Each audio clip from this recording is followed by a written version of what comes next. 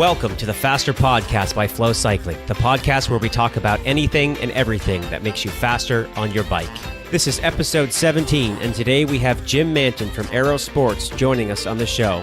Jim Manton has been named one of the best bike fitters in the world and has more than 12,000 bike fits under his belt. Jim is also an aerodynamics expert and uses the track Aero system by Alphamantis to optimize athletes' fit on the velodrome. Listen to this episode to learn how bike fit, track testing, and intelligent component selection can help you become a faster cyclist. All right, Mr. Jim Manton, welcome to the show. How are you today? I'm doing great. It's great to join you guys. Love you guys. Awesome. Yeah. I feel like we kind of know each other through osmosis. I think we know everybody that you know, and you know everybody that we know. And although we've never really met, we seem to really know who we are, I guess. Exactly. And yeah, it's funny. Yeah, I do feel like I've known you guys forever. And part of that is you guys have just done such a good job of sort of bringing everybody along for the ride on this business venture you guys started. So yeah, it's been great. I love what you guys do. Thank you so much. So Jim, you're a huge wealth of knowledge in our industry, and we're very honored to have you on the show. And you're many things. You know, you're a bike fitter, you are an aerodynamics expert, you have wind tunnel experience, and on top of that, you're using somewhat of a unique approach to help athletes get faster. So you're doing a lot of real world testing in a velodrome with the Aero track system by Alphamantis. And what that means is you're getting a ton of experience working with actual athletes in the real world. And in a previous episode, we had Ryan Cooper on the show. And as you know, Ryan is a math genius who gets all of his answers from math models. Yep. So we thought it would be a really cool comparison for our listeners to have you on the show and see how you answer, pretty much a very similar set of questions that we asked Ryan, to compare the real world to the math models. So, so we got quite a bit to cover today, so we might as well just jump right into it. So just as we get into this, I want to start with fit, and then we'll get into the more specific topics as we go. So sounds great. Yeah, perfect. So Road Bike Action magazine referred to you as one of the best fitters in the world, bike fitters in the world. How long have you been fitting?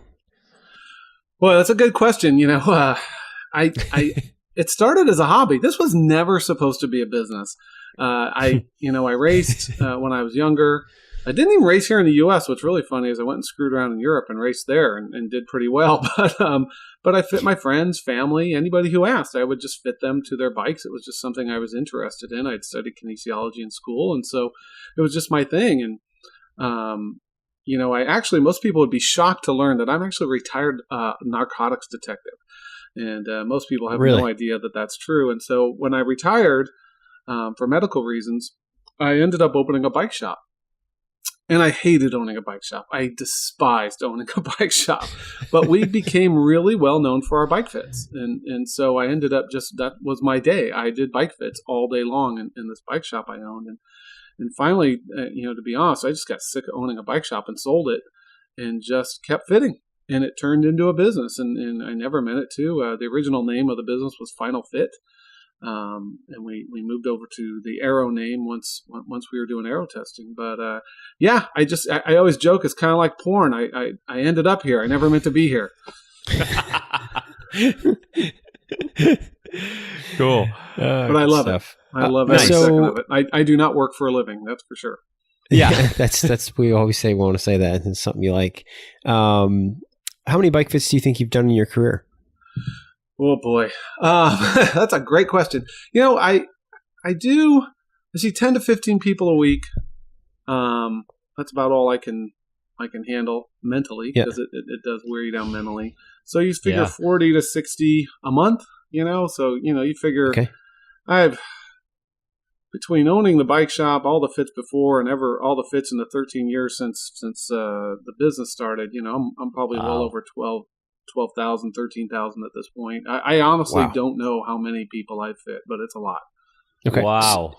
So then let's ask this question. So you started doing bike fits in a bike shop. Most local bike shops now you can swing by and get a bike fit. So can you explain the real difference between what a bike shop bike fit looks like and what you actually do in a velodrome? That's sounds like a major difference. So if you can explain that for our listeners, that would be really cool.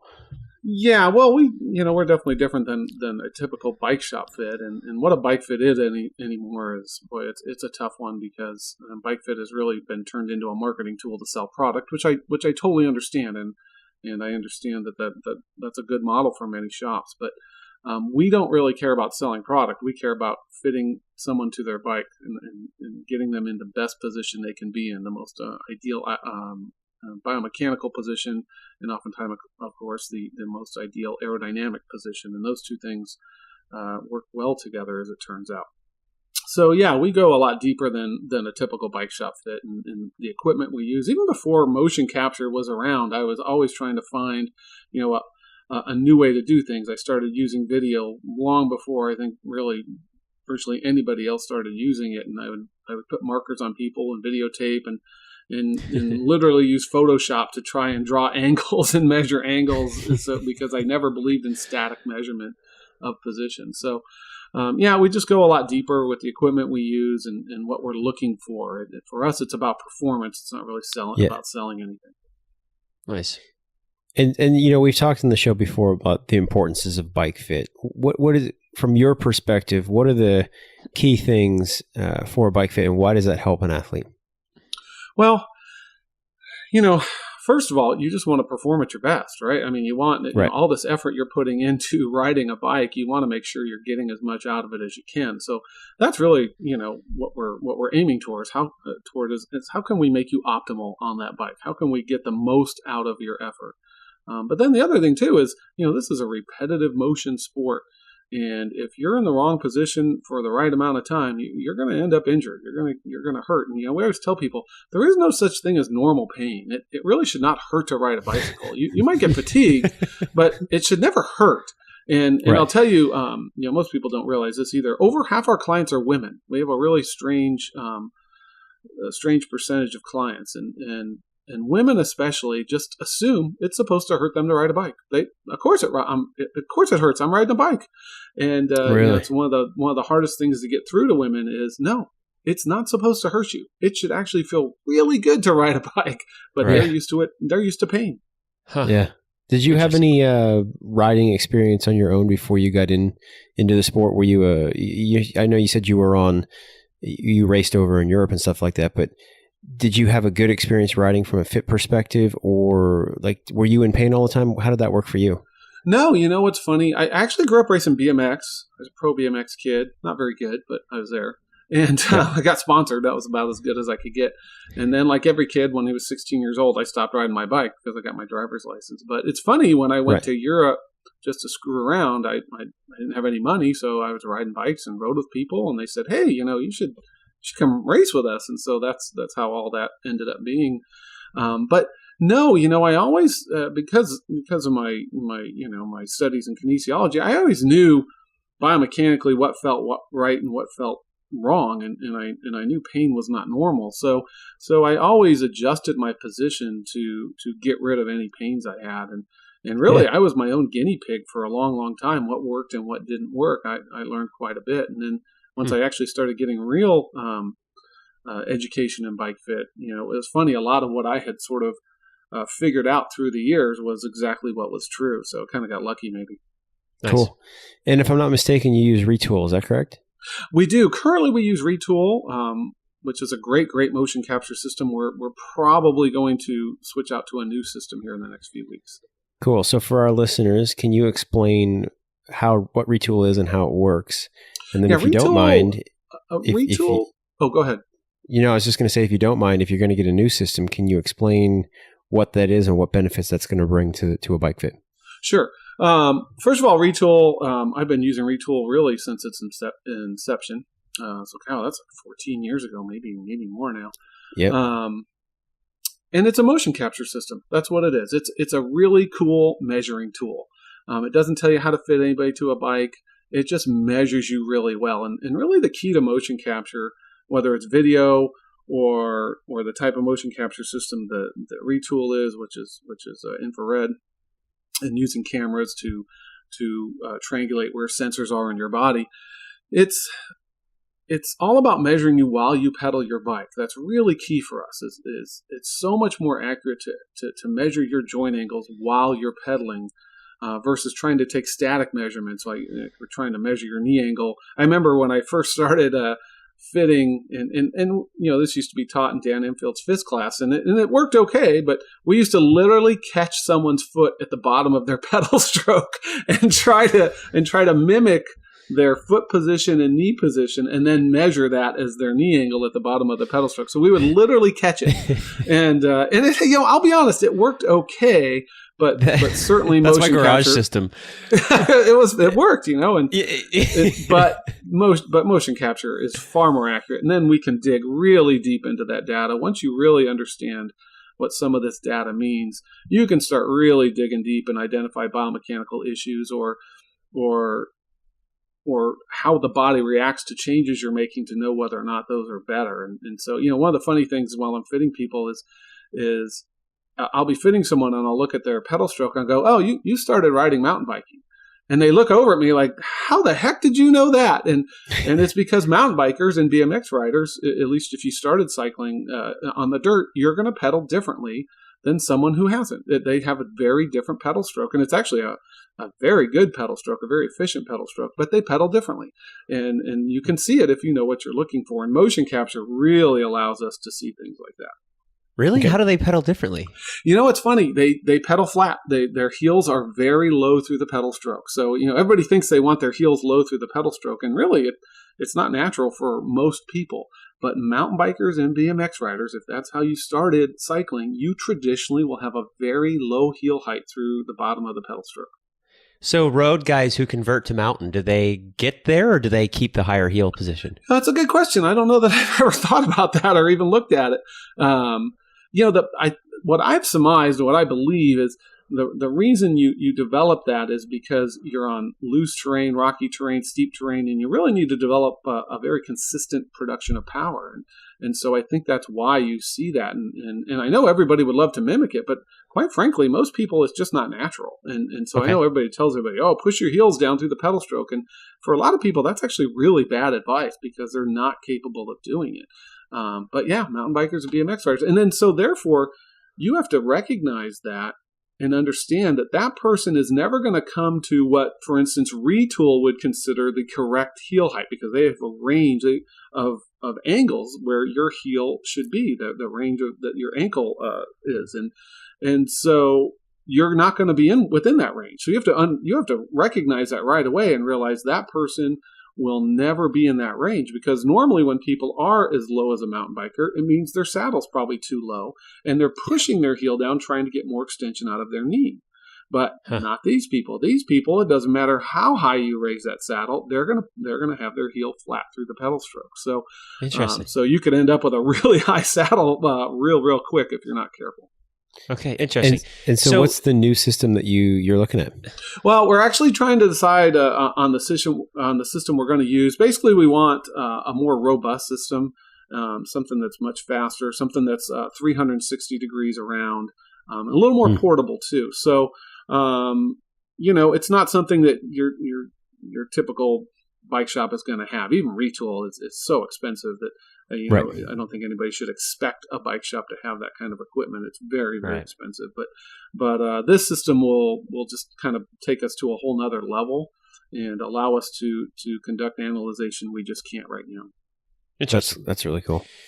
So obviously you fit triathlon. I think a lot of people are very common with triathlon fit, but you're also doing road fits. Do you do mountain fits and cyclocross fits as well? Yeah, you bet. So 72% of our clients are triathlon. That's the bulk of our clientele. Yeah. And that's great. I love doing tri-fits. They're our most complex fits, so I love those fits. After that, it's road, which is the bulk of the rest of the fits are road. I'm in a velodrome, so we do a lot of track fits, but probably not as much as people expect because really track is such a niche sport. There's just not a lot of people doing it. So after that, really what we're starting to see now is gravel. That's definitely grown. It's not much of a different position than road, probably a little more relaxed. But otherwise, it's really not that much different. And then mountain is really growing.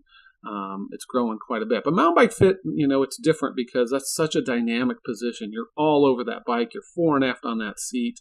You're just constantly shifting your weight. And so, to be quite honest with you, mountain bike fit is much, much easier. And we actually don't charge as much for mountain bike fit because it's just quite frankly easy. And so, I feel bad charging full price for it. It's so easy for us. Yeah. And then the discipline too. I mean, guys doing enduro versus marathon, you probably have some differences there. So, okay. Yeah. You're not going to see enduro guys too much. You're going to see the cross country and endurance people. That's who understand the need for fit.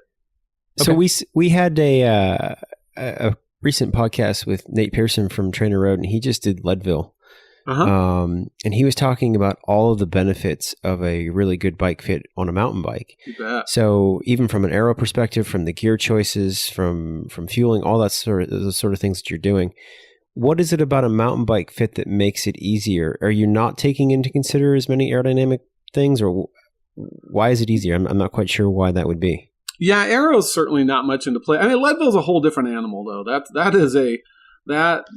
That is not a mountain bike race. That's a race of attrition at altitude, and you're going, other than some of the climbs, you're spending quite a bit of time on flat roads. People don't realize that in Leadville, and there's a lot of drafting that goes on with Leadville, and yeah, we will have to take aerodynamics into account for a race like Leadville. But most mountain biking, again, you're fore and aft on that seat constantly. So as you move fore and aft on your seat, that's changing your knee angle, your knee extension at the bottom of your pedal stroke. It's in a constant state of flux. And so really we just have to find a good generic position for you on that saddle. So you can, because as you, for instance, go up a steep grade, I mean that you're putting a huge amount of torque into that pedal stroke, and you're typically going to drive your heel down, and you're going to extend your knee further when you do that. So we have to account for that. So typically a mountain bike saddle is about a centimeter lower than a road saddle on average, because we need to account for that extra extension from all that power you're putting down at a low cadence on those mountain bikes. And so, and then the reach is easy, right? I mean, everybody always, it's so funny. You get these pro mountain bikers and they want to be really stretched out and really low on their mountain bikes. And you're like, yeah, okay, but you really don't. You need to be able to get your weight back down through technical single track. And it's funny. You'll lay someone out on a mountain bike and go, okay, go ride, have fun with that. And then they'll come back and go, yeah, I think I want my bars a little higher and a little closer, So because, you've got all this different terrain you're dealing with. And it's really important that you can shift your weight on that bike where you need it to be. Exactly. Okay, cool. So what are, just in general, what are some of the most common complaints that people have in relation to bike fit that you see? The complaints they're all about the same. Saddle pain is huge. Saddle pain or numbness is a big one. A lot of people are uncomfortable on their saddles, and so they end up trying a bunch of different saddles when they don't actually realize that saddle comfort is a combination of your saddle and your position. If you're not positioned right on your bike, there probably isn't a saddle that's going to be comfortable for you. So that's a biggie for us. Knee pain is big, and that usually has to do with saddle height or cleat position. Then you've got lower back pain. That's a big one. Yep. And then numb, tingling hands. And tension in the shoulders and neck. Those are all the ones we hear the most. Interesting. I've had a lot of them are all complaints. Related to one another, by the way. I've had every one of those complaints, so maybe I got to come see you. None of them are normal. Okay. All right. Well, yeah, that's duly noted. What are some of the most common things you see wrong with bike fits? Okay. Well, I know it's a joke on the internet and all the internet forums. Saddle's too high. Saddle too high. That is one of the big ones we see. People's saddles are too high. And I always tell people, if you're going to err on saddle height, I'd much rather you be too low than too high. Too low, you're going to rob yourself of power, and you might cause yourself a little bit of anterior or front knee pain, but you're not going to hurt yourself. Your saddle's too high, and you spend enough time with your saddle high enough, you're going to hurt yourself. So that's a biggie. Fore and aft position on the saddle, so it kind of goes with saddle height, is another big one. One of the biggest mistakes people make is they're reaching too far to their handlebars, to their drops or their hoods, and so they move their saddle forward to shorten the reach. And you never, ever use saddle to adjust reach, ever. So we get a lot of fore and aft wrong. And so that's a big problem. And then when you're talking about the aero position, one of the biggest mistakes we see is people are not reaching far enough to their aero bars, because everybody has this idea that your upper arm should be perpendicular to the ground, that it should be pointing straight down at the ground. And that's just simply not true. If your upper arm's pointing straight down to the ground, you do not have skeletal support of your upper body. And those people almost always have shoulder pain and discomfort because they have no skeletal support. They're literally supporting themselves with their shoulders. And so we see that a lot. And the other thing we're really seeing more of on TriFit that we're trying to correct is people, TriFit moves you forward so you can drop into the aero bars, and that is absolutely the correct thing to do. But people are moving way too far forward on their bikes. And so you see these people doing what I call the typewriter, where you sort of inch forward and scoot back, and you inch forward and scoot back. And everybody thinks, oh, you're reaching too far to your bars. Well, that's actually not true for most of them. For most of them, they're actually sitting too far forward, and you actually create this imbalance. And I call it tipping you over the cliff, where once you're far enough forward, you just want to keep moving further and further forward until you're pedaling backwards. I mean, it's just bizarre. And so you lose balance on your bike. And so we're moving those people back, and all of a sudden they realize, oh my gosh, that feels so much better. And you have to adjust saddle height accordingly. But all of a sudden they have this balance on their bike, and their power goes up, and they're much more stable on their bike, and they just feel so much better, and they have so much more control of their bike. And so that's another big one we see. One of the pro fits I did in the last year was Timothy O'Donnell, T.O. And everybody thought I just completely reinvented his position because the fore and after was so drastic. And all I did was moved his saddle back 3 centimeters and adjusted for height. That's literally all I did. But if you look at the before and after, it looks like we built him a whole new bike. But that's all we did. And it's really had a great effect on him. Nice. Awesome. Nice. So clearly you are the king of bike fit, but not everyone is going to be able to. You know what's funny, guys? I learn every single day. I really do. I'm not just saying that. I am constantly learning new things, and also remembering things that maybe I've forgotten. It's one of the reasons I love and hate internet forums is, I'm constantly rolling my eyes at the stuff people type. Like, oh my gosh, I can't believe you just typed that. But at the same time, I'm not kidding you. Every day I read something and go, yeah, that's cool. I didn't know that. That's really neat. And it could be from some person who has no idea about bike fit, but it's just a thought they had in their head, and I learned from it. And so, I don't look. All of us bike fitters, we had this funny moment once, but all of us bike fitters think we're better than everybody else. I mean, trust me, I'm the best bike fitter in the world. So, but it was funny. We were presenting a class for Retool once, and literally it was a who's who of bike fit in this room. And we were all sitting around talking, and one of the guys was a physical therapist, and he was going over a pre-fit assessment. And Todd Carver, who's one of the founder of Retool. Todd fit me.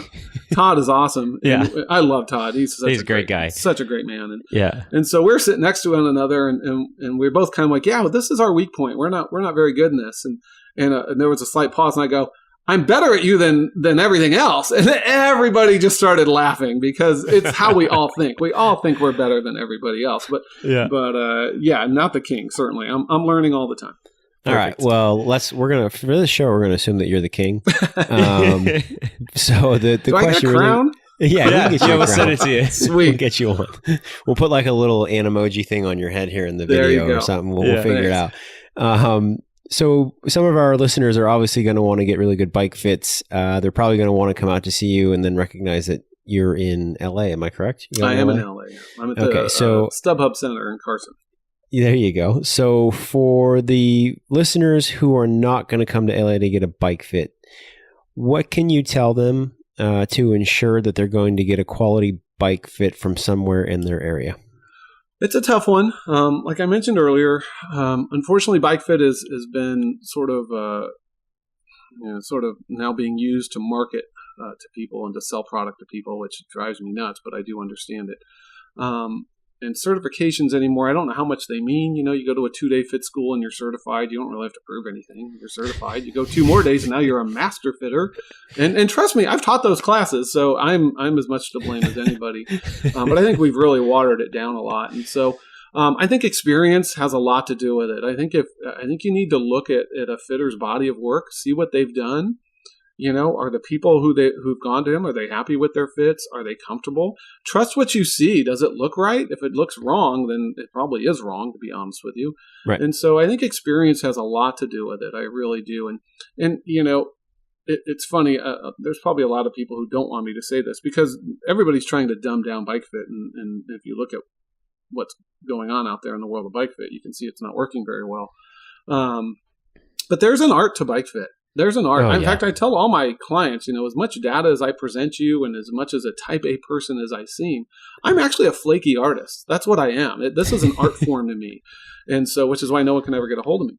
And so, which you guys found out. So anyways, but I'm a flaky artist. This is an art form to me. And, Dan Empfield, who, I really consider one of the godfathers of bike fit, he calls it the fitter's eye. He doesn't want to admit it's an art form, but he calls it the fitter's eye. And it's really the part of bike fit you can't teach. And I think it's one of the reasons why we're having such difficulty training people to do bike fit, because you can give them the numbers, but it doesn't mean they can do a good fit. And I'm going to date myself here, but it reminds me of an old MASH episode. Man, you guys are probably too young to ever watch MASH, but there was this one MASH episode where this really pompous surgeon had saved a guy's hand, and he was really proud of the fact that he saved the guy's hand, that no one else could do it but him. And when this patient woke up, he was just devastated to find out that his hand had been injured. And he goes, "Yeah, well, you're going to lose a little dexterity, but I saved your hand." And he wanted this patient to be grateful. And instead, this patient looked at him and said, "I'm a concert pianist. My life is over." And the surgeon was suddenly devastated. And as the show went on, at the end, he came to the patient and said, "Look, I am an artist as a surgeon. I can do anything with my hands, but I wanted desperately to be a musician. That's what I wanted." He goes, "I've studied piano all my life. I can play the notes, but I can't make music." Right. Just because you lost your hand doesn't mean you still can make music. You're the artist, right? And so that always struck me that that's part of bike fit, is there is an art to it, and you just can't teach it. You can teach the numbers, but you can't make them create a good bike fit out of those numbers. So I hope that makes sense. Yeah, that makes a ton of sense. Yeah. What does, for our listeners, what does a bike fit cost? What range are we talking? Obviously, if we come out to see you, there's a price. If you get a bike fit in a wind tunnel or in a different locations, what do you see from a cost range for bike fit? Bike fit for us is $295. You're going to see that go all over the place. You'll see people charge a lot more. You'll see people charge a lot less. And that's a tri-bike fit? A road bike, tri-bike, mountain bike's $250, just because, like I said, it's just so much easier. Yeah. And Aero testing, of course, is far more than that. It's $700. But you'll see prices range anywhere from $150 to $500. And I get, it's funny. People give me a little bit of a hard time and say I should charge more, and I've never understood that. I don't feel like I need to charge more for what I do. I love what I do, and I get we've heard that once or twice too. Why don't you guys charge more? Why don't you charge more? We're like, well, it's really funny, Actually, I would tell you guys that. Like, why don't you charge more for your wheels? I tell Nick at Tri-Rig, why aren't you charging more for your Aero bars? Those things are way too nice. You should be charging more. So that's funny. Yeah, cool. Well, you mentioned aerodynamics, and that's our next topic. So on top of you doing a lot of the bike fit work that you do a ton of work with aerodynamics and helping athletes, improve their aerodynamics on the bike. And I think it's a really cool combination because time and time again, you're getting to see how the positional changes that you're making are having an aerodynamic effect on the athlete. So what's also cool is that you get to see this with all different shapes and sizes of riders. You don't have just the tour guys coming. And you said you have a lot of women that come in. You've got, I'm sure, tall women, short women, men, all over the place. You bet. So you use the track Aero system to do this, and I think you also do some work in the San Diego low-speed wind tunnel. Yes. So we're going to focus a little bit on the track Aero system to start by Alphamantis. Can you just explain what that system is and how it works?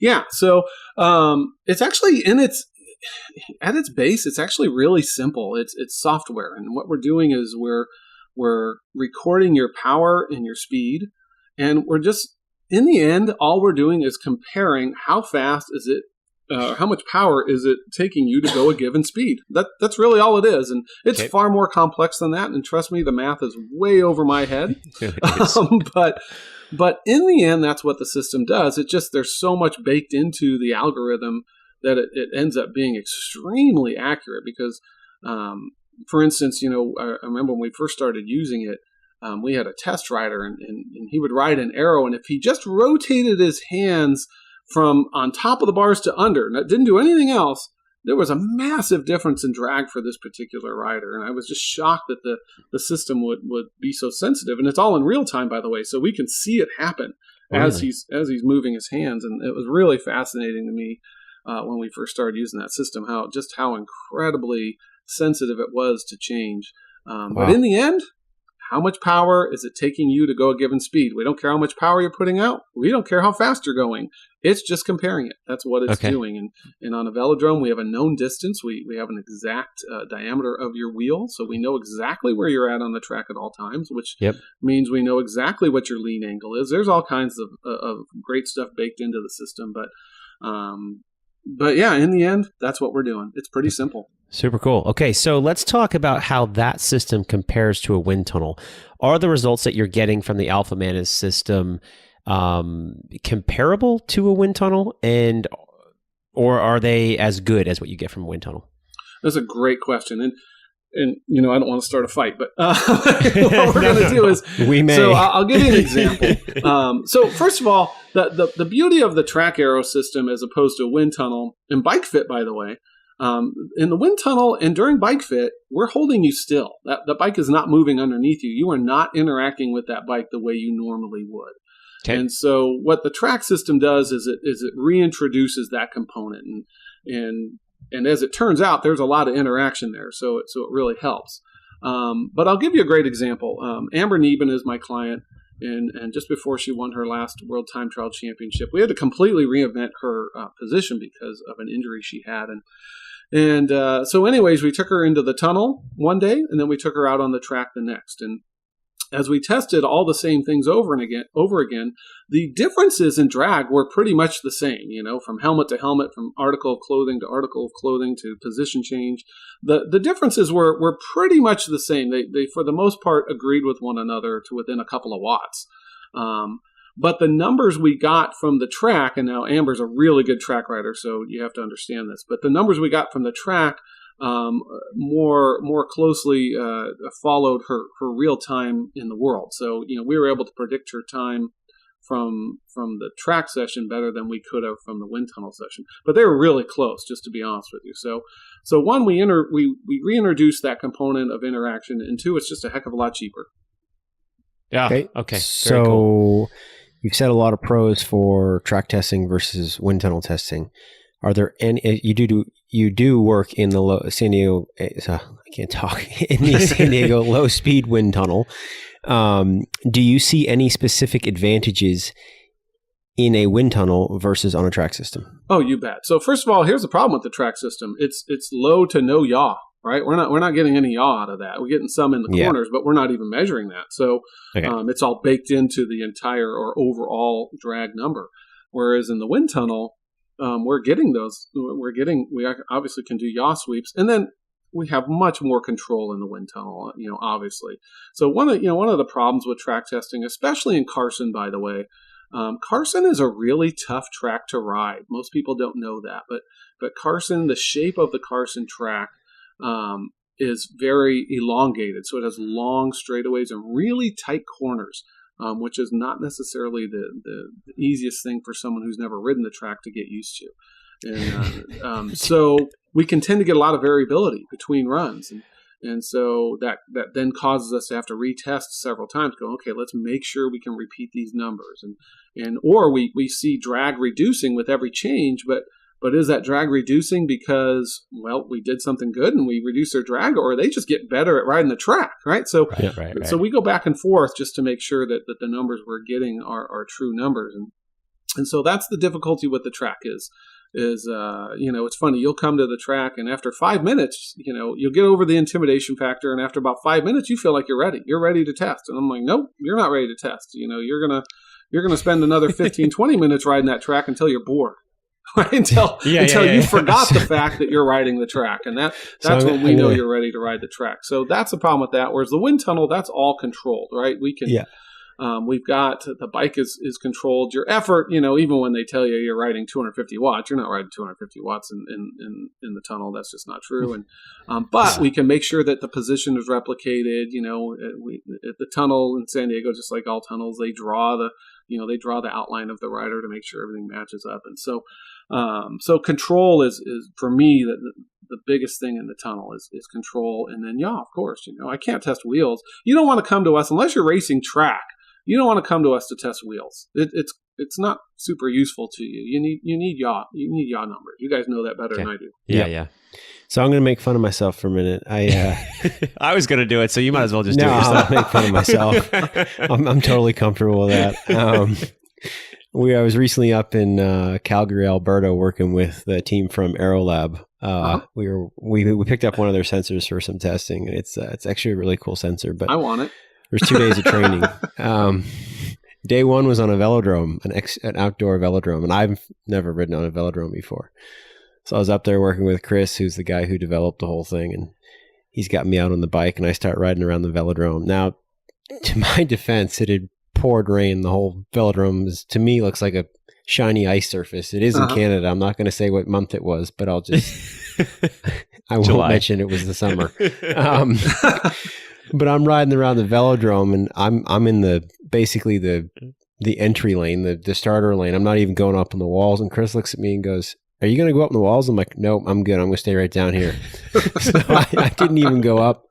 I did not want to have to fly back to Las Vegas with road rash. So, and that was an outdoor velodrome? I'm well familiar that if you needed to actually work with somebody in a velodrome, you're going to have to get over that fear factor of those walls. You can. And just to make more fun of you, that probably wasn't much banking compared to what's at Carson. Outdoor velodromes typically have about 20 to 25 degree bankings.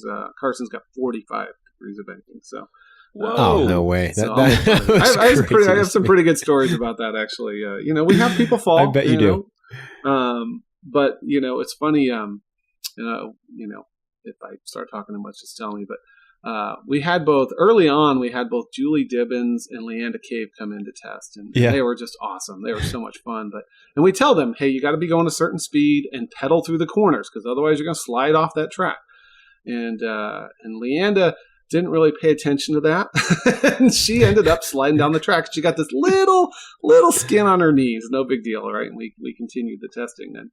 And I'm not going to mention this pro, but a third female pro is coming, and they're all friends, and they all give each other a hard time. And by the time they had described the horror of riding a velodrome to this poor girl, she was terrified.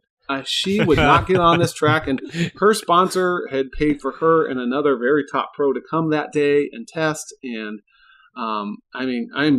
tens of thousands of dollars were spent on this day, and she was going to get on the track. Trust me, because they weren't paying for nothing. But it was like trying to get a kid on a roller coaster who didn't want to go. She was mortified and just couldn't do it. And so we finally got her going. Actually, it was her fiance who saved the day for us. But yeah, they had described how horrible it was, and she believed them, unfortunately. Yeah. Wow. Funny. So you mentioned earlier that your bike fit on a track is about $700. Do you know the current rate over at San Diego? I know that has changed. It varies a little bit. I think oftentimes it depends who's asking. It seems to be that way lately. I think a good number to quote you for San Diego is $850 an hour, and then there's a minimum number of hours that you have to book to get that. And they're not set up for cycling very often.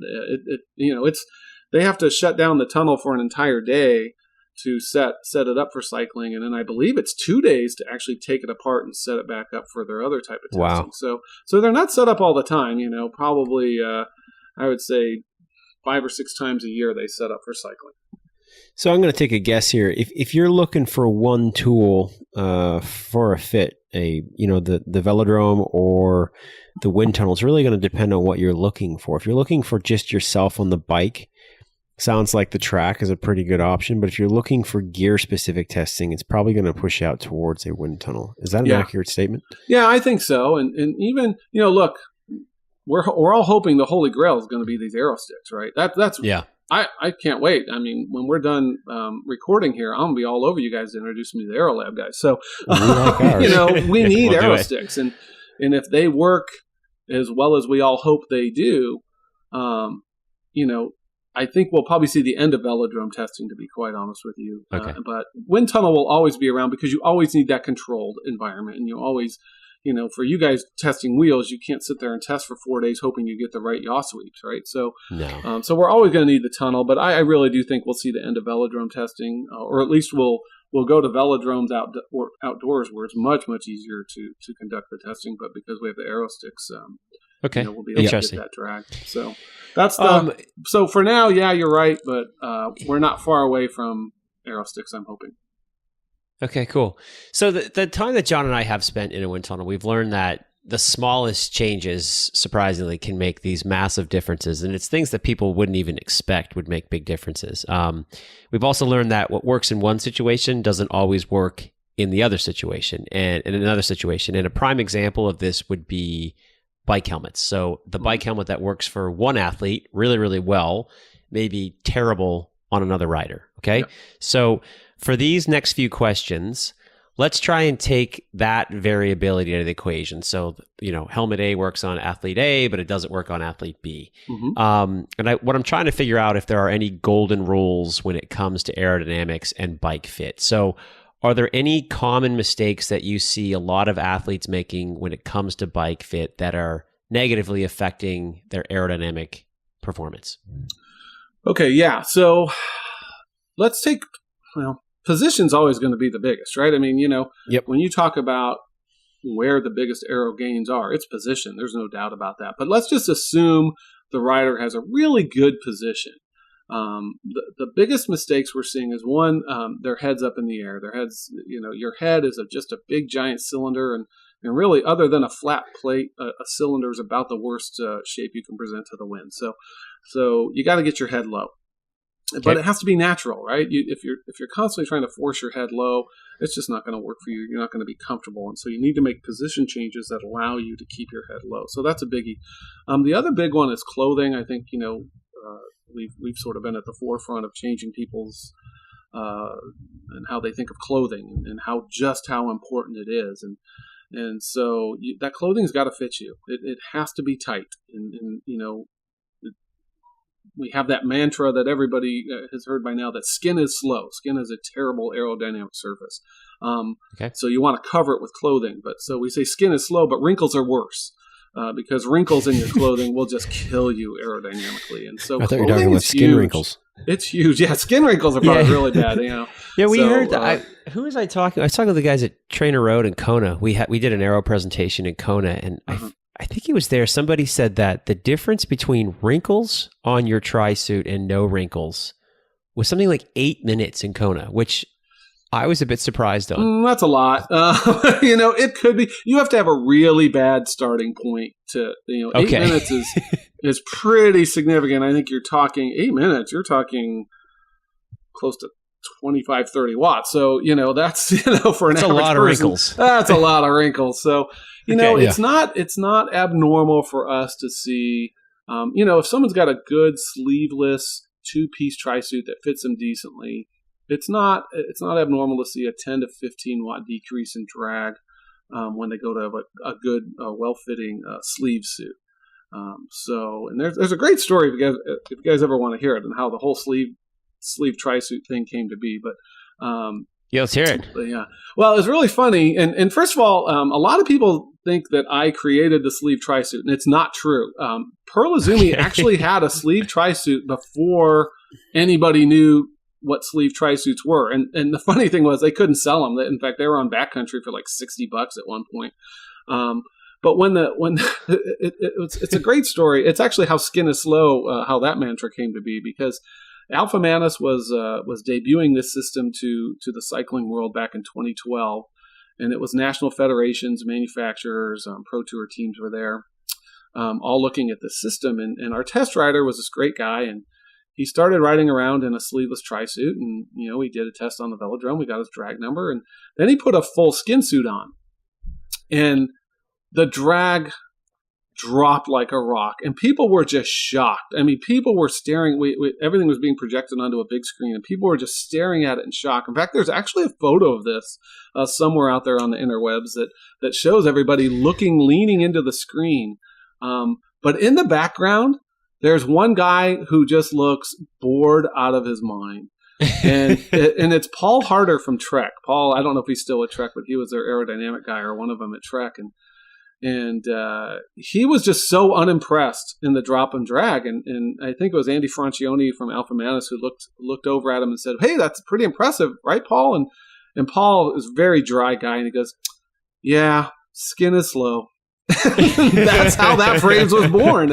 And then, our test rider was a triathlete. And so, he's like, I would never do a triathlon in a full sleeve suit. And so we cut the sleeves off right then and there, and we tested it, and it was really fast. And from then on, I was a huge advocate for sleeve tri-suits. And from there, a few months later, I started working with Luke McKenzie prior to the 2013 Kona race. And, I remember that. And we developed that green tri-suit, which is a whole nother great story, by the way. But anyways, it was really Luke who made it popular. He did. It looked cool. It looked awesome. And again, there's a great story on how that suit was built. Probably too much for today, but two things came out of that race that people don't realize. Two things we did for Luke. One, we put him in a sleeve tri-suit, and two, we angled his forearms. And both those things obviously became huge. So, and I didn't create either one. I really didn't. Both were in existence before I came along. It's just, we shouted from the mountaintop how amazing it was. Yeah. And so, I am to blame for sleeve tri-suits. I apologize for that, but I didn't create them. Okay. So two real quick things, just to recap. Yeah. You said hand position, head position, and your tri-suit are some real key things that most people can benefit from. Yeah. So I always, when I speak to groups, I always have a moment where I go, okay, I'm going to give you the top 10 list of things you can do. Yeah. Here are the top 10 things. And it's a PowerPoint presentation, and I click on the button, and number 1 shows up, and it says position. And of course, there's nothing more you can do for your aerodynamics and get a good position. And so then I click the button again, and 2 through 5 show up. And 2 is position, 3 is position, 4 is position, and 5 is position, right? I mean, I really want to drill home that position is really where you're going to see your biggest gains. Then I click and go, here's really 2, 3, and 4, but I call it 6, 7, and 8. And they're all interchangeable depending on what your starting point is. And it's wheels, clothing, and helmets. Those are the next 3 things that you need to take care of. And of course, I don't have to talk to you guys about wheels, but those are the next 3 things that you need to work on. And they're all pretty interchangeable as far as what's most important. Because again, it just depends on your starting point. But cool. Those are it. And then after that, the bike finally comes into play. Okay. Ironically, we're going to cover components here coming up, and the 3 that we picked are wheels, helmets, and clothing. So there you go. Apparently we're on the right track. So just really quick, before we get into that, I want to ask one more thing, because you had mentioned a one-piece long sleeve suit. Do you see a big difference if it's really well fitting 2-piece long sleeve suit for triathletes? Yeah, it's a tough question to answer, to be honest with you. There's a certain brand that makes an amazing one-piece tri-suit, and they have a top that looks identical. I mean, when you put it on and you put their shorts on, it's actually even hard to tell that it's a different piece of clothing or pieces of clothing. And yet they test completely differently. So sometimes it makes a huge difference. Other times, I'll give Castelli some credit here. And the Castelli T1 Stealth Top, by the way, was born at Aero as well for Leanda Cave. But because honestly, here's a funny note. She didn't want to use a one piece because, quite frankly, she wanted to go to the bathroom during the race. And so literally Castelli was called in the Aero Fit studio and said, hey, we need a top with sleeves. But their stuff tests really well. With just the top, but some do, some don't. I hate to always tell you it depends, but it depends. How many watts are we talking from 2-piece to 1-piece? Well, sleeveless or sleeved? You go from sleeveless to sleeved? Yeah. No. Both sleeved, 1-piece to 2-piece. It depends on the brand. Sometimes there's no difference, and other times you're going to see seriously, it's a 8 to 10 or 11 watt difference on one brand. It just drives me crazy. I've never been able to figure out why. It's the same material. I've never been able to figure this out, guys. I've never have. I so don't it's know. Safer to go with one piece. It's always safer to go with one piece. And, okay. And the good brands like Louis Garneau, man, their stuff's just crazy comfortable. I was working with Lindsay Corbin this year, and it wasn't a sponsor of hers at the time, but I needed her to try a sleeve tri-suit because she didn't have it. And she put it on, and she was really reluctant. She didn't want the discomfort of what she thought of a one-piece tri-suit. When she put it on, she was just shocked. She couldn't believe how comfortable it was, and guess what? Louis Garneau is now a sponsor of hers, and it happened mid-year, which, of course, you don't really see too often. No. She loved it. She just loved the comfort of it. And, of course, it was more Aero for her. Cool. All right, so component selection. We are wheel guys, and we give a lot of wheel advice, but we're going to turn around and we're going to ask you advice on wheels. So what general advice do you have for athletes selecting Aero wheels? Well... And speak candidly, man. We want to hear the truth. This is a little bit of a trick question because you guys know I send so many people your way. I mean, I'm constantly sending people to FLO. So, look, there's no doubt that Aero wheels are a definite advantage. If you want to get faster, you need to use Aero wheels. But it's so much more convoluted than that now. And you guys have really been at the forefront of this, and that it's not just about the wheel; it's the tire wheel combo, and of course the inner tube plays into that as well, and it's such a can of worms these days to deal with, and I really, I don't think you guys realize how often I pull up your blog and reference it to clients and go, here's how important tires are to the wheel selection you're making, and so and I think what you guys are doing, and I don't mean to just to praise you guys just because I'm on your podcast, but what you're doing in providing your potential clients that information is something that every manufacturer needs to be doing at this point, because it's impossible. They don't. There's so many different variations you would need to test. Because I will tell you, there are wheels that, and yours aren't one of them, by the way, but there are wheels, if you put the wrong tire on it, you might as well just be riding a box section wheel, because you just killed it. You just killed it aerodynamically. It's nuts. I'm shocked by it and also frustrated by it constantly. Yeah. Do you recommend any different types of wheels for different racings, i.e. time trials, crit racing, hill climbing, anything like that? Well, I always want people to be comfortable with their wheels, because if they're not comfortable, so if people aren't comfortable being blown around a little bit, I'll have them go a little shallower just because I want to keep them in their aero position. But, you always want to, well, this is another great thing you guys have done, by the way, but, I always want to keep them in as deep a wheel as they can handle.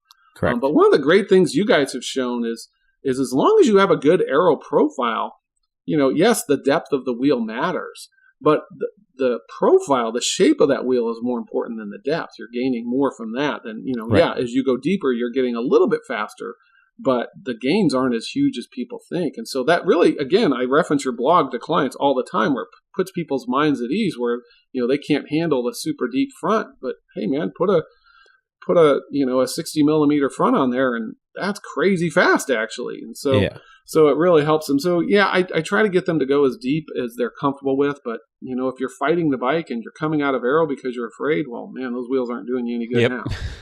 One of the things I talked about when we were in Kona at the Aero presentation that we did there was the psychological component of wheel selection. Mm-hmm. And so there's a lot of people that think that they just need to be on the deepest wheel, and then they put a deep wheel on, and in the race or whatever they're doing, they are riding, and the whole time they're worried about the front wheel. So they come up out of the bars more, their heart rate's higher because they're stressed out about the front wheel choice.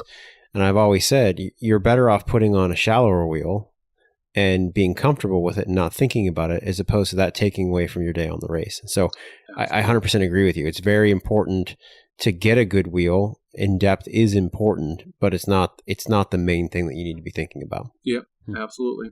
Interesting. What do you suggest? You guys taught me that. That's the data you guys have presented really helped me to help my clients. It really did. So good. Glad to hear that. Thank you very much for it. Yeah. No, glad to hear that. So if athletes are on a budget and can only afford one wheel, where would you put it? Front or back? Well, front. Okay. We agree on that one. But it looks funny.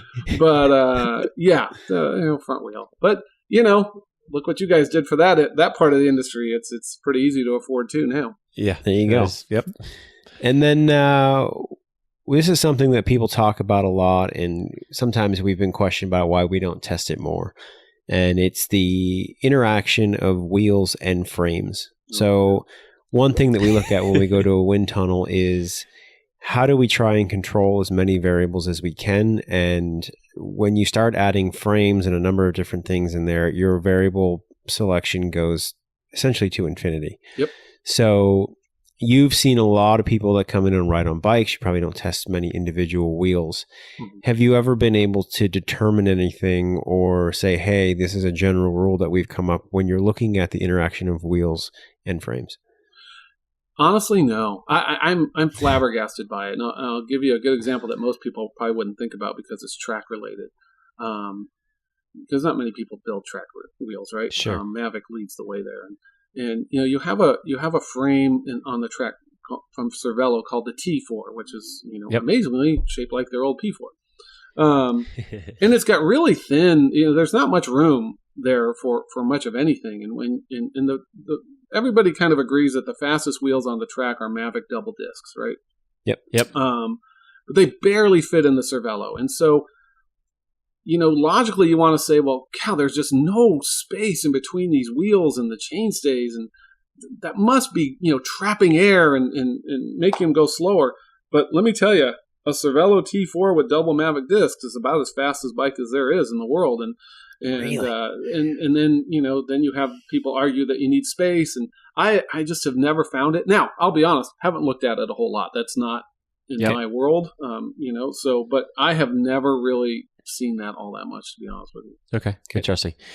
So we've always said that 95% of your gains come from just getting off of training wheels. Okay, so it's like anything. You go from a really bad fit to a good fit, you're going to get a huge benefit. Tweaking the finer details, you don't get as much of a benefit. So sure. You speak candidly here. We've always said that getting on any Aero wheel, be it Zip or Envy or Head or FLO or whoever, is worth 95% of the gain. Do you agree with that? And do you think that there's a massive difference between the top brands, or it's much smaller than a lot of people think? No, I would argue 97, 98% of the gain. Okay. Because there's just not that much difference anymore. All the wheels are good. Honestly, and that's our position too, and we sell. So I tell people all the time, I get it. No, all the wheels are good. There's a reason I recommend people to you, and trust me, I recommend other brands as well. Of course. But I'm always with my clients. One of the things I do for them is what's best bang for your buck. What where do you get your most gains for the least amount of money? And so look, man, the Gucci factor of Envy wheels is pretty high, right? I mean, that's a pretty awesome. Cool wheel set.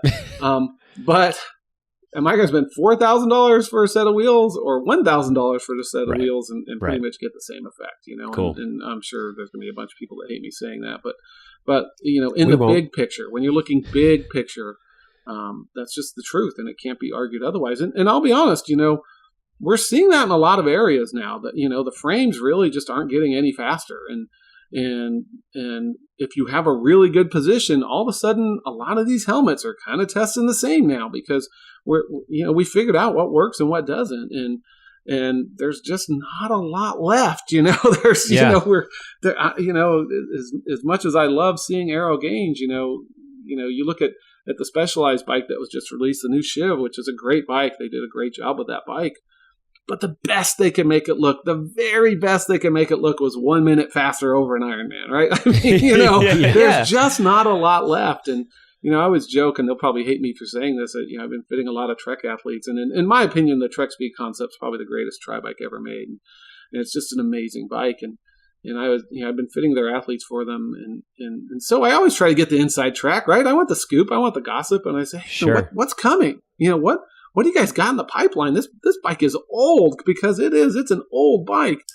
And they kind of look at me and go, you know what? We have tried and tried and tried, and we just can't make it faster. It's as fast as it's going to get, man. And you're starting to see that all these bikes are really, in line with one another. You're talking a couple of watts here and there, and a couple of watts, in the big scheme of things, you take your average age grouper and save them 2 watts. I don't think they understand just how little time savings that is. I mean, you're talking seconds over the course of an Ironman, guys. You're not talking minutes, right? So, it's. What do you see with some of these newer frames, the non-traditionals, bikes like Ventum, the P5X, the Diamond? Have you tested many of those? It's funny. I'll be a little careful here with what I say. I love the Venom. It gets killed by its front end. They desperately need new front end on that bike, but otherwise, I love that design, and people rave about its handling. It sort of famously, they had that one crowdfunded wind tunnel test at A2 last year, and it came in last. Not by that much, by the way. People act like the thing was 3 hours behind all the other bikes. It was, it was barely any difference. But you put a front end on that bike that's really good, and that bike's going to get really, really fast. The P5X is good, but again, look at what Cervelo had to do to make that bike look faster than the P5. And to be honest with you, I'm not convinced it is. I actually still think the P5 is probably, if you do it right, is the faster bike. But there's not that much. There's just so little difference between these bikes now. They're all really, really fast. And I think what you said there too, you talk about that funded study, tunnel study. Mm-hmm. You see how small differences can make massive changes. And I think if you really dig through the protocol in that study, there were a few mistakes made. So, sure. And look, you know what? Look, man, you guys know it's so tough to cover all the variables and to do everything. And, I make mistakes. Every time I test, I make mistakes. Every time I test, I learn. Every time I test, I come away with more questions than I answer. Yeah. I had this Instagram post last year where I took a picture, and it was this guy trying to hammer nails into a block of wood, and every nail was crooked. He couldn't get it in straight. And I said, "So you want an aero test, huh?" Because it's just so hard to do. And so I applaud those guys for doing what they did. But yeah, I could pick apart every aero test, and people could pick apart every one of my aero tests. It's just so hard to cover. No, I totally agree. But in the end, what we should have learned from that was hilarious. What people took from that test. What I learned from that test was every bike's fast. Every single bike is fast. No, and they are. So, there's too much time that goes into it. So, all right, let's jump to helmets. That fits you, and buy the bike you love. Exactly. Let's jump to helmets. We'll go a bit of a rapid fire here on these last sections. Okay. How much time can the right helmet save you? About 10, 15 watts. We're going from a road helmet to an aero helmet. That's usually what we're seeing. Okay. So are certain helmets more important in specific types of events or on different types of courses? Well, that's a good question. If the more time you're spending out there, the more aero is going to make a difference to you. So, okay. You just want a good aero helmet. But even a lot of the aero road helmets are quite good now. They really are. And so you want good venting because you want to be comfortable. But otherwise, I just bought the Bontrager, not the Ballista, the Velocis, and it looks aerodynamically. They say it's almost as good as most aero helmets, and it's got crazy good venting, and it seems like a great helmet all around. Yeah. The aero road helmets are getting very good. So then, for the people who don't have the opportunity to get into a wind tunnel or to a velodrome to test specifically, is there any general tips that you can give athletes for selecting a good helmet? Short, blunt is better than long, or what can you say? No, if you're going to go long, it needs to sort of hug your back, but that's more of a position thing than a helmet thing. Yep. Some of the shorter helmets make it a little easier that way. So that the Giro arrowhead is not as long, and so it's a little more forgiving. The new Oakley helmet is really forgiving. That helmet just shocked the heck out of me. I just did not expect that helmet to be good when I saw it. But it has tested really well for us. So the shorter helmets are probably a little more forgiving. Okay. Yeah. Okay. So the shorter helmets, if you don't have the opportunity to get to a tunnel, it's better to go shorter. You're a little safer. Well, it depends on your position. If you have a really good aero position, then that longer helmet's going to do what? Well, first of all, the arrowhead just is good on everybody, it seems like. The Giro. Yeah, that Giro arrowhead is a really good helmet. But again, they're all starting to test quick. Now, if you look at the arrowhead without vents, that helmet kind of in a class all by itself, although that's probably not totally true. But then when you put vents on it, it becomes much more mortal along the lines of the Oakley, the Louis Garneau, the Smith, the POC, all those helmets. So which are all excellent helmets. So again, if your position is good, what we're starting to find, just like wheels and frames, is we're kind of reaching peak aero on helmets. They're all testing well if you have a good position. Yep. Okay, interesting. All right, since we already covered race suits, let's jump into hydration. Where should we put our hydration, or is it different for every rider? Here's my take on that. We all look to put everything in the most aero position, but we fail to realize that we got to use that stuff. And so you can put your bottle in a great position that might even lower your drag. But if you have to contort your body over and over again to get to that bottle, you're losing time. And so I always tell people, you need to put it where it's most useful. One, so you get your nutrition and your hydration in, because that's so important. But two, you have to be able to maintain a good position while you're using your hydration or nutrition. And so it's funny, everybody's going to be aghast at this when I say it, but I really don't have a problem with most people putting a bottle on the down tube of their bike. Does it hurt their drag number? Yeah, it hurts your drag number. But if you're really good, can you stay in aero, reach down, take a drink, and put it back? Yeah, you can just stay in aero and do it. And so if that's where, almost everybody's going to have a bottle between their arms but for most people, that's water. So their nutrition is usually in another bottle if it's liquid nutrition. You know what? Put it on the down tube. Yes, you created a drag penalty for yourself, but it's not near the penalty of turning around and reaching back to a bottle behind you, taking a swig, because usually when you think about that, you take a swig with your head turned sideways and your arm out in the middle of the air, and then you put it back. You just killed any time savings you gained. Just one time, just killed it. So that's interesting. So what you're saying is between the arms, if you need one bottle, that's probably your best. And then if you need an extra bottle, the down tube is better than contorting yourself behind the bike and losing a ton of time. Yeah, unless you're just really good at reaching behind you and you have really long arms. Again, I guess what I'm getting at is how you use it is just as important as where you place it. Yeah. Right. Okay. And so if you can stay in aero and use your hydration nutrition, that's going to be much better than if you have to get out of aero. And then the BTA works. It's misunderstood. That's a whole other discussion to have. But yeah, BTAs are good.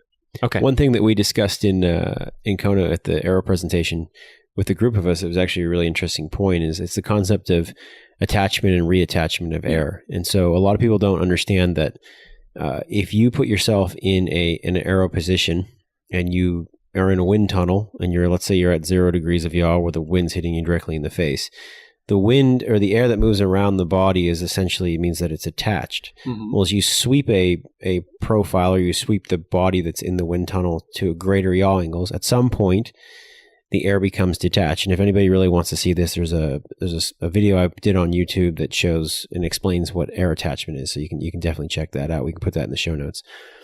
But one thing that you have to do once the air detaches is it has to reattach again for you to really get a lot of the aero benefits out. Yep. So one thing that Jim is saying here, which is actually really important, is that if you are contorting yourself to get a bottle and you get yourself into a position where the air detaches, as soon as you go back down into the aero bars, it does not mean that it immediately attaches depending on yaw angle and a number of other things. So your best bet in that situation is to, like he's saying, reach down to a bottle on the bar if you can maintain a good aero position and reduce your chances of getting that air to detach. That's actually really a clever point. I've never looked at it that way. Yeah, we all get caught up in chasing the lowest drag number we can find without maybe thinking about, how is that going to be useful to us out in the field, right? Out in a race. And so that's just really important for us. So, everybody has to learn that lesson at some point. Again, I make mistakes every day. So okay. Some quick yes or no's. Do shoe covers really save you time? Oh man, that's not a yes or no answer. If they fit correctly, yes. Do gloves slow you down? Usually, yes. Really? Does shortening cables help you out? Very little, surprisingly. Okay. And does a flappy race number hurt you? Depends where it's located, actually. Generally, yeah, but if you've got it set correctly and it's flapping kind of off your lower back, upper buttocks correctly, it actually might lower your drag. Oh, wow. I like it. Gosh. Okay, so we ask every guest on this show the watt point question. I'm going to call it famous at this point. So what we do is we say if the listener takes all of the advice from the special guest, how many watts can they save? And because you're going to know a lot of these answers really well, I'm going to ask you 3 different watt point questions. We always do this based on a rider with a 300 watt FTP. Okay, so that's the starting point. I'm going to see how much you can improve. So like we talked about earlier, we want Bike Fit to start. So Bike Fit not only makes you more comfortable, the proper Bike Fit can put you in a position that allows you to produce more power. So a guy who comes in a bad position with 300 watts, you get him in a good position that gets all of his muscles working efficiently. How many watts is that worth? Usually 10 to 20. Oh, wow. Okay. Going from a road bike. That's if he was in a bad position, guys. Okay. What if he's in your average position and then comes to see you? 5 to 10. Okay. Still 5 to 10. That's still worth 3 watts. We see that a lot. Okay. So an athlete comes to you on a road bike and then goes to a time trial or triathlon Bike Fit. How many watts is getting out of the wind from a road position to a time trial position? Well, huge. From the hoods, you're from the hoods to a good aero position, you're talking over 100 watt drop in drag. From really? The drops, it's usually around 60 watts. Wow. Okay, so what about, I'm going to change the topic just for 1 second. We talked about Leadville earlier because Leadville's been a topic on the show before. Yeah. You've got the guys who are up in the bars. If they put clip-on Aero bars on their mountain bikes, are you talking 60 watts? No, because they're not getting super low there. But like for instance, going from the base bar of a tri-bike to the Aero bar is almost always 30 watts. I mean, it's within a couple of watts, it's almost always 30 watts, right? Because you're already pretty low on that base bar. You're not getting super low on that mountain bike. But you're talking probably watts. 25 to 30 watts there. Then it's really brilliant to do on gravel bikes. Actually, Ian Murray, I don't know if you know him or not, but good guy, really good guy. I know that name. And he's been gravel racing, I know, with a redshift seat post and with the Aero bars. And so he'll throw that seat forward and drop pretty low on his Aero bars. I think that's the future of gravel racing right there. I think he's got. You know what? It's funny you say that because I have this bucket list to do Leadville next year, and I've been thinking of putting a redshift seat post on a bike because I just feel like that's like on a normal mountain bike fit, it's terribly uncomfortable to get down in an Aero position. But if you had the redshift seat post, you'd probably have a much better chance. You want your mind really blown? Yeah. Throw that saddle forward when you go up a steep climb on a mountain bike and see how much faster you go. It's incredible.